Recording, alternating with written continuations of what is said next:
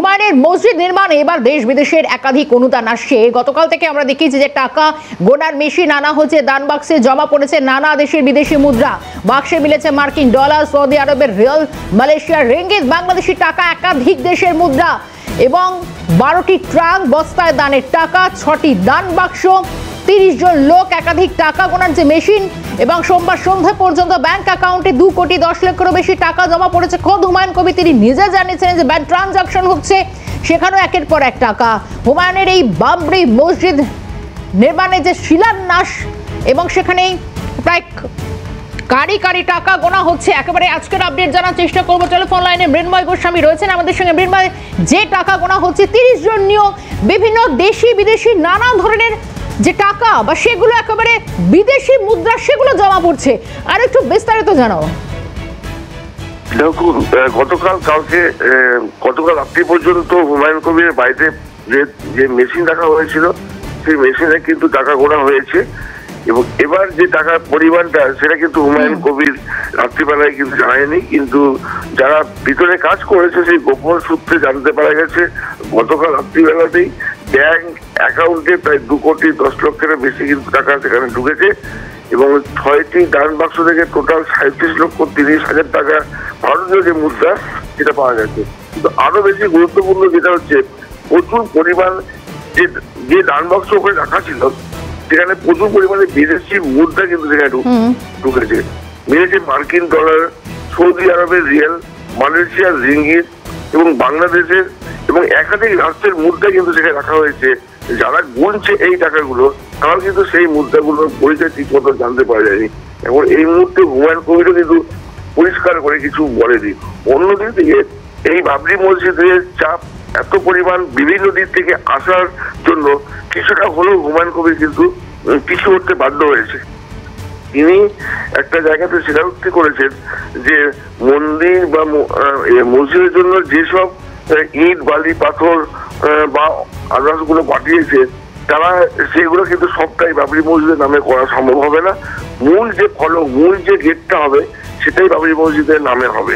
আপাতত এটাই তিনি সিদ্ধান্ত নিয়েছিলেন, কিন্তু এখনো পর্যন্ত সাংবাদিকের মুখোমুখি হয়ে জানার চেষ্টা করি এই যে এত বিদেশি বিনিয়োগ, এই যে নানা ধরনের বিদেশি মুদ্রা, এই যে ইনভলভমেন্ট, কারা দিচ্ছেন এই টাকা, এই বিষয়ে কিছু কোথা থেকে এলো, এর উৎসটা কি, হুমায়ুন কবির নিজে কিছু জানাচ্ছেন?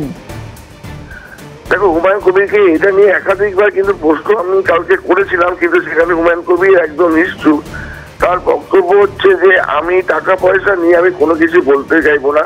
মানুষ স্বতঃস্ফূর্তভাবে দান করেছে, যে যেখান থেকে পেরেছে সে সেখান থেকে এই টাকা দান করেছে, কিন্তু কোথা থেকে কিভাবে কে কত টাকা দিয়েছে বা এই ডলার বা সৌদি আরবের এই রিয়েল, মালয়েশিয়ার রিঙ্গিত বা বাংলাদেশি বা অন্যান্য রাষ্ট্রের যে কত টাকা কিভাবে কে কোথা থেকে দান বাক্সে পেরেছে এইটা কিন্তু হুমায়ুন কবির পক্ষে বলা সম্ভব নয় এবং হুমায়ুন কবির নিজেও সেটা স্বীকারোক্তি করেছেন।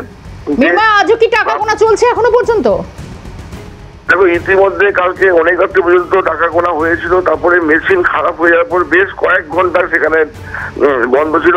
পরবর্তীকালে টাকা গোনা প্রায় শেষের দিকে হয়ে এসেছে। এখনো পর্যন্ত হুমায়ুন কবিরের সঙ্গে নজর থাকবে পরবর্তীতে। ধন্যবাদ মৃন্ময় গোস্বামী ছিলেন আমাদের সঙ্গে। দান বাক্সে জমা পড়ছে নানা দেশি বিদেশি মুদ্রায় প্রসঙ্গে হুমায়ুন কবিরের স্পষ্ট কোনো বক্তব্য না পাওয়া গেলেও টাকা গোনার মেশিন আনা হয়েছে, যদি এই মেশিন এই মুহূর্তে খারাপ হয়ে গেছে, এত টাকা জমা পড়ছে, দানের টাকার পাহাড়। কি বলেছিলেন গতকাল হুমায়ুন কবির, শুনবো। আমার স্বচ্ছতা নিয়ে কারো প্রশ্ন থাকলে আমি যে টাকা এখানে দান করেছে কাল আমার নিজের বাড়িতে অনলাইনে পুরো লাইভ টেলিকাস্ট করে সেই টাকার কাউন্টিং করেছি। যারা শেয়ার করেছে তারা সবাই দেখেছে। এখনো কাউন্টিং কমপ্লিট হয়নি। কাউন্টিং কমপ্লিট হলে মানুষ যে নগদ অর্থ দান করেছে সেটারও জানতে পারবে সবাই। এখন পর্যন্ত ব্যাংকে 2 কোটি কত ঢুকেছে সেটাও সবাই জানতে পারবে ব্যাংকের স্টেটমেন্টের মাধ্যমে। আমার স্বচ্ছতা নিয়ে কেউ প্রশ্ন তুলতে পারবে না। শেষ লাইনটা শুনলেন হয়তো আপনারা, কারণ হুমায়ুন কবির বলছেন যে আমার স্বচ্ছতা নিয়ে কেউ প্রশ্ন তুলতে পারবে না, কিন্তু বিরোধীরা কি বলছে? বিজেপি নেতা দিলীপ ঘোষ বলছেন এই টাকা সম্পূর্ণ তোলা বা দানের টাকার পাহাড়, কোন স্টান্ট নয় তো। শুনবো বিজেপি নেতা দিলীপ ঘোষের বক্তব্য। দেখুন, আমাদের দেশে ধর্মের জন্য মন্দির মসজিদের জন্য টাকা দান করাটা মানুষের একটা অভ্যাস আছে, কেউ কেউ ভক্তি ভরে করছে, কিন্তু টাকা কালেকশন করা স্ট্যান্ড নয় তো এটাও খেয়াল রাখা উচিত, সরকারেরও খেয়াল রাখা উচিত যে টাকা পয়সা আসছে মানুষের আবেগকে কাজে লাগিয়ে তার ঠিকঠাক ব্যবহার হচ্ছে কি না সেদিকেও নজর রাখা উচিত। হুমায়ুন কবিরের মসজিদ নির্মাণের শিলান্যাস, দেশ বিদেশের একাধিক অনুদান, টাকা গোনার মেশিন দিয়ে, এবং শুধু তাই না, লাইভ দেখিয়েছিলেন হুমায়ুন কবির, এবং তিনিও যেরকম স্পষ্ট গতকালই বলেছেন যে 30 জন নিয়োগ করা হচ্ছে, ব্যাংকে 2 কোটি টাকার মতো লেনদেন আপাতভাবে হয়েছে, সে টাকার অঙ্কটা ক্রমশ বাড়ছে, এবং তার স্বচ্ছতা নিয়ে প্রশ্ন তুলতে পারবেন না কেউ। দান বাক্সে জমা পড়ছে একের পর এক নানা দেশের দেশি বিদেশি মুদ্রা, এবং অনেকেই বাইরে থেকে টাকা দিতে চাইছেন, এবং কাতার, সৌদি আরব, বিভিন্ন বিদেশি মুদ্রার কথা বলছিলাম, যে বিদেশি মুদ্রা এই বাবরি মসজিদ নির্মাণের শিলান্যাসে এসেছে এমনটাই দাবি করছেন হুমায়ুন কবির। তিনি বলছেন যে দেশি বিদেশি বহু বিদেশ থেকে অন্তত এই ধরনের টাকা বা বিদেশি মুদ্রা ঢুকছে। শুনবো কি বলছেন আজকে হুমায়ুন কবির। যেভাবে বাইরের রাষ্ট্র থেকেও টাকা দিতে চাইছে, কাতার, সৌদি আরব, বাংলাদেশ সবাই আমার সাথে যোগাযোগ করেছে, যেটা করতে যত টাকা লাগবে আমরা টাকা দেব, আপনি করুন। ব্যাংকিং এর কিছু সিস্টেম ঠিক হচ্ছে না।